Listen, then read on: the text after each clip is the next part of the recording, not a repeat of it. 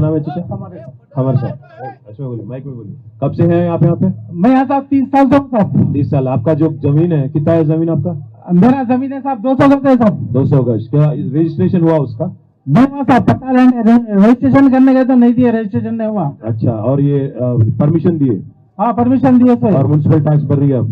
हाँ टैक्स भी भर रहे हैं अब लगा। अब पानी का कनेक्शन दिए, पानी बिजली का का कलेक्शन नहीं है साहब, लाइट है, हर चीज है, हर चीज है, हर सहूलत है। हर चीज और सहूलत है हमारे को। 30 साल से आप यहीं पे हैं? बिल्कुल यही है साहब हम लोग। अगर इन्हों आप बुलडोजर भेजेंगे तो क्या करना फिर अपन? बिल्डर आए तो हम लगा अपने आप को ये कर देंगे साहब, हम लगा उसको नहीं, आने नहीं देंगे हम लोग। एकजुट होकर भगाना बुरों में, एकजुट होकर भगाएंगे साहब, बस वही। बिल्कुल भगाएंगे।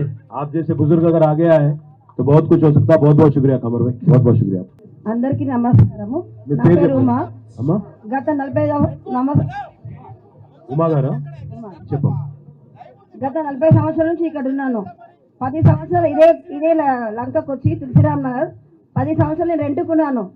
మళ్ళీ రూపాయి కూడబెట్టుకొని నేను ఇల్లు కొనుక్కున్నాను. ఒక 60 గజాలు ఇల్లు కొనుక్కున్నాను. అన్ని మీరే రిజిస్ట్రేషన్ చేసారు. పట్టా ల్యాండ్లో మేము కొనుక్కున్నాము.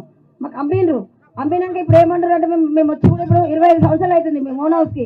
అరే సొంతం నుంచి వచ్చినా కదా అని మంచి హాయి ఉన్నాను. అప్పుడు నాకు డబల్ బెడ్రూమ్ ఎవరికి ఇస్తారు? మన కేసీఆర్ సారు ఇల్లు లేని వాళ్ళకి రెంట్కున్న వాళ్ళకి బాధ పడకుండా ఇల్లు ఇచ్చేసిండు. ఇప్పుడు మీరేమంటున్నారు? ఇల్లు తీసిస్తా అంటున్నారు, మా ఇల్లు తీసిస్తా అంటున్నారు.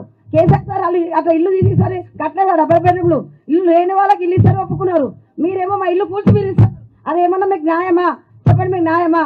మా ఉసురు మీకు ముడుతుంది, మా కళాకళ మీకు ముడుతుంది. నేను చెప్తున్నా, మేము ఎంత బాధ, మేము రాత్రి పగలు తిండి తినకుండా ఒక నెల నుంచి ఎక్కడి నుంచి ఏ బుల్డోజర్ వస్తుందో, ఎక్కడి నుంచి ఎవరు వస్తున్నారో, అమ్మ రండి, అమ్మ ఉమ్మ రండి. ఒక పేరు అనేది మేమందరము ఒక మా బస్సులో ఇది నమ్మాసిన మేమందరం ఒక కుటుంబంలాగా ఉన్నాము. మమ్మల్ని ఇక్కడ నుంచి తీసేస్తే మేము ఎక్కడికి పోవాలి?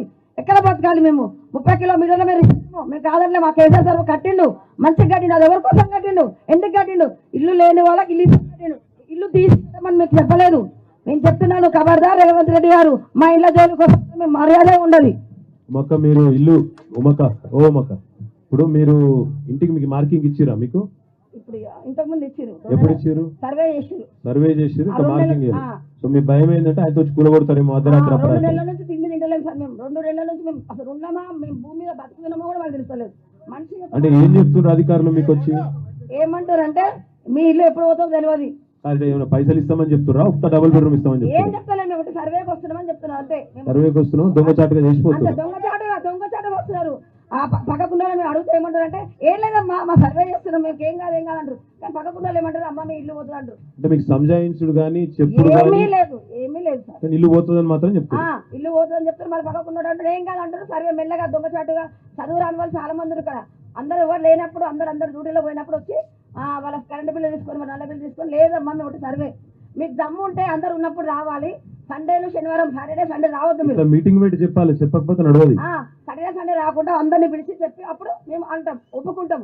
అట్లా కాదు మీరు దొంగచాటుగా సండే రోజు. మీ కాలనీ పేరు ఏంది మొక్క? తులసిరామ్ నగర్. బ్యానర్ తులసిరామ్ నగర్. ఎన్ని ఇల్లు ఉంటాయి తులసిరామ్ నగర్ లో? ఎన్ని ఇల్లు ఉంటాయి తులసిరామ్ నగర్ లో? 175 ఇల్లు. 175 న్యూ తులసిరామ్ నగర్ 175. అంటే 60 నుంచి 200 గజాలు దాకా ఉంటాయి. ఎట్లుంటాయి అంటే బాగా బలిసిన వాళ్ళు ఎవరు లేరు కదా? ఎవ్వరు లేరు ఇక్కడ.